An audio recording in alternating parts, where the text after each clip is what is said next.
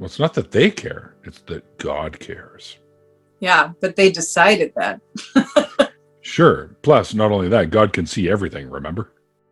Hi, I'm T-Jump, the man chair pig of religious apologetics, and you're watching The Atheist Edge.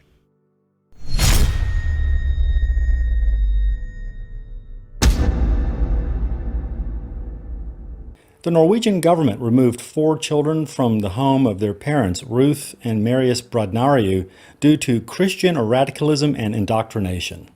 The children's school principal reported to Family Services that the Brodnarius were very Christian, and their belief that God punishes sin creates a disability in the children. The author notes, although I disagree with the government's decision, it is interesting to look at how irrational beliefs and the retardation of human progress are being dealt with in other cultures. Norway, for example, is a majority atheist country and has among the lowest unemployment and crime rates in the world, and amongst the highest pay rates, happiness, and personal wealth. 800 years before Christianity, 1500 before Islam, the religion of Jairism surpassed the morality of the Bible and the Quran with a single sentence. Do not injure, abuse, oppress, enslave, insult, torment, torture any creature of a living being. I can get behind that. Is that religion still around? Sign me up. The Muslim army of Amr ibn al-As captured Alexandria, Egypt in 642 CE.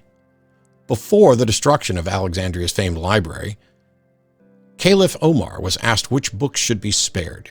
He implied they should all be destroyed, saying if those books are in agreement with the Quran, we have no need of them, and if these are opposed to the Quran, destroy them. Now, I don't know where the reference comes from, and I don't know how to verify that something specific was in fact said in 642. But clearly, the events show that there was no concern for the actual contents of the library, that the content shouldn't be valuable. And so that this passage saying, if those books are in agreement with the Quran, we have no need of them. And if they're opposed to the Quran, destroy them, seems to be at least consistent with the view and the actions. Islam, mostly permitted, as long as it's a married couple. Christianity, Catholics in particular. Christianity, Catholics, Quiverful movement, and other fundamentalist Protestants forbid the practice. The Vatican funds multi-million-dollar campaigns to fight birth control, yet they have the balls to lament the plight of the poor and the starving. Judaism, condoms and other forms of birth control that act as a barrier are prohibited. Some sects allow the pill, however. Buddhism, condoms and spermicides are acceptable. Pills and hormone treatments are not. Atheists, an extreme liberal method of ensuring the breakdown of social order and promoting the spread of immorality. /sarcasm. Neil, so did I get the part right about Judaism from what you remember? So condoms are basically prohibited. Anything that acts as a barrier, I would guess the IUD and whatever that thing. Yeah. Is that correct? Yes. You can't wear anything that's going to be a barrier during the act of sex. That's why they say you can do the pill or other things, right? So during the act, you're still going through with it, but there's nothing to stop anything except for the actual conceiving of a child, which they were against until recently. So yeah, and it's so clearly not a policing on like protecting the children.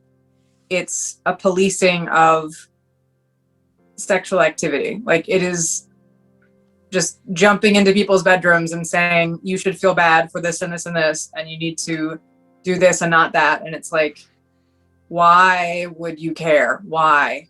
Well, it's not that they care, it's that God cares. Yeah, but they decided that. Sure. Plus, not only that, God can see everything, remember? So he's probably watching you, Giver, and he's like, whoa, put that little fucking water balloon away. So I heard recently, and feel free to correct me if I'm wrong, but there are a certain number of fertilized eggs that still don't make it to term just naturally, right? Right. And so if there is the issue with we're wanting to save life starting at conception, when by nature there are already some rejected fertilized eggs, then are I don't understand. Is God okay with those? Like he's allowing those deaths, but he's not allowing certain others. I'm confused. I'm confused where the line is. Yeah, I think the thing that's so frustrating for me though is the cop-out line of like, well, we can't possibly understand as human beings what God's plan is and all of that. I hear that so much, and it's so frustrating because it's such a denial of human intelligence and ability to, critically think and just be adults. In no other area of our lives do we just throw our hands up and put a blindfold on and just say, I'm not good enough and smart enough to possibly understand this. I can't know a single thing about what's good or bad. It's like, no, you're a person and you come from a culture and you come from a time, and that comes with its certain norms and ideas about religion and purity and morality. And it's like, there's no other area of your life that you just say, I can't know anything about this. It's like, no, you're a person. It's so stupid. Plus, if everything's predetermined, why are there so many fucking sperms? Yeah. That's a good point. Yeah. After World War II, Britain sent 10,000 orphans to Australia to increase the amount of good white stock in the continent. The Catholic Church supported the scheme in an attempt to increase church attendance in the colonies. Many of the children in the church's care were savagely beaten and raped. It took the infallible Pope over 50 years to finally apologize for the crimes. The rationale that underlay the active role played by the government of the UK in this scheme was ostensibly welfarist, although parliamentary extracts show clearly that the ulterior motive of separating the human wheat from the chaff was at work. There are also economic considerations at play. By removing the children from Britain, the colonies and not Britain would have to cope with the drain on its resources in providing for the children. Then there was also the motivation of populating the colonies with good white British stock. Australian government's involvement in the schemes before World War II was based on the interest of providing the children with rural farm training. The vast majority of the children recruited to the immigration schemes came from private charitable and religious institutions.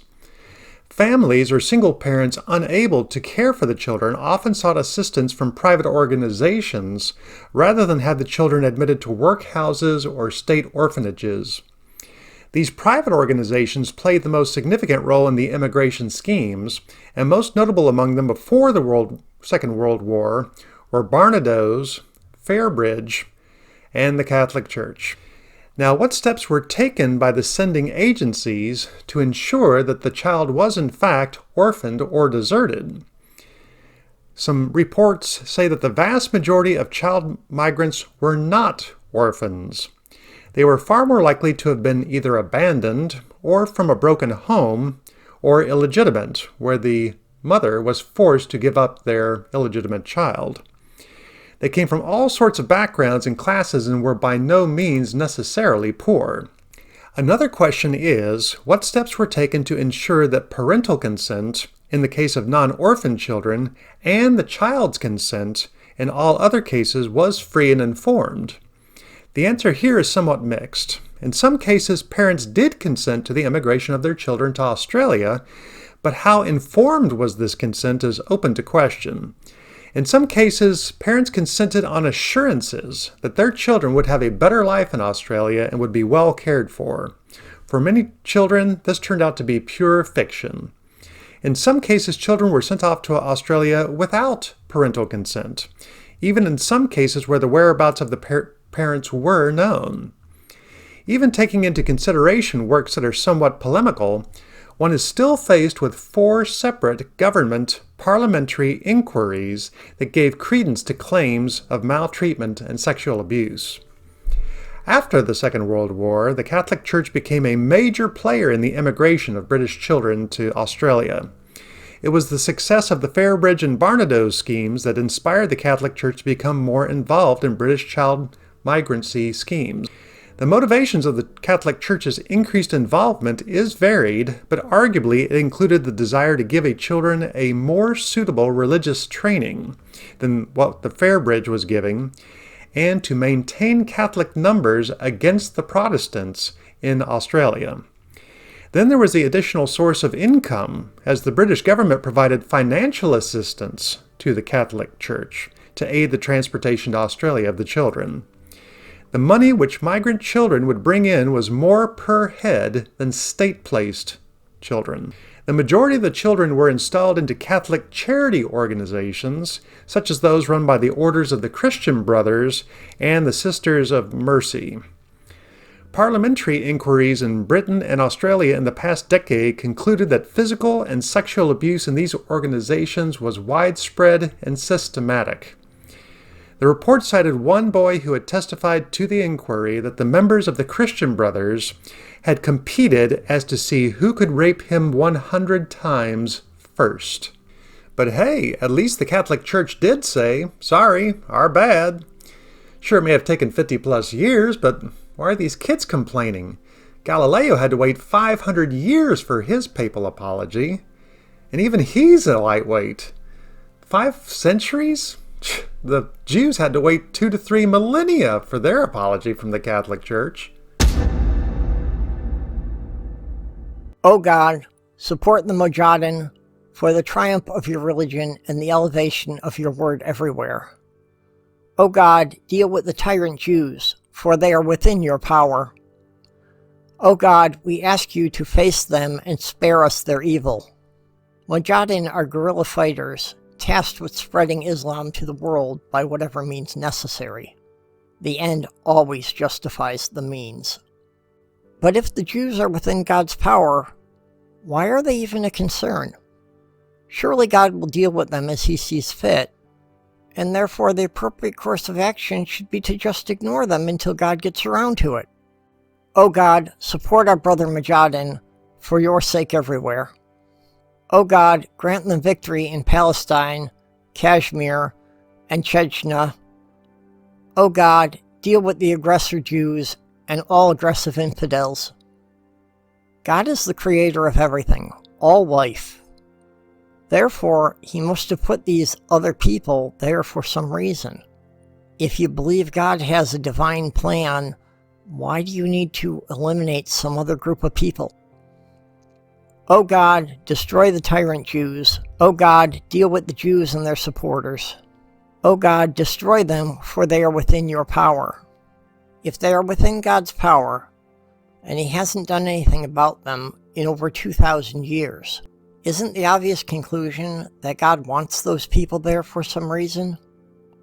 I just don't understand this. This type of rhetoric is standard practice for the Saudi Arabian government. Not only are they vehemently anti-Semitic, over half of the country's citizens are hostile toward the United States. With all that in mind, can someone tell me again why they have been our close political allies since 1933? Does a healthy trade policy mean compromising our morality? I can't imagine the US would be so tolerant if they replaced the word Jew with Christian in any of this. If they were anti-Christian, I'm sure the US government would have supported a coup and installed a more agreeable dictator. You're allowed to believe in a God. You're allowed to believe unicorns live in your shoes for all I care. But the day you start telling me how to wear my shoes so I don't upset said unicorns, I have a problem with you. The day you start involving the unicorns and making big decisions for this country, I have a big problem with you, Matthew Schultz. And I agree with Mr. Schultz wholeheartedly. I don't care. I'm not an anti-theist. I'm an atheist. So as long as you keep your religion to yourself, pray in those closets like you're supposed to, and just depend on God for your miracle, I really don't care. But when you bring it out of those closets, so to speak, and start using it to make rules for everyone else, therein we have a problem. So that's my problem with it. That's a lot of atheist problems with it. I think religion has been an excuse for the oppression of many ever since Ooga Booga and Shellac first said there was somebody living in a cave on top of a mountain, and they were the only ones that could talk to them. They've used that to oppress other people and control other people, and it's been there since Ooga Booga all the way through to the present. Think about the Middle Ages, the Dark Ages, where only clergy could read the Bible, where all it took was, in the Middle Ages, King Henry VIII to want a divorce, and he just switched the whole religion around, so you had the king taking over religion. That shows how easily the transfer of power is in religion. It's just who has the most of it. It's the greatest con job ever played on mankind.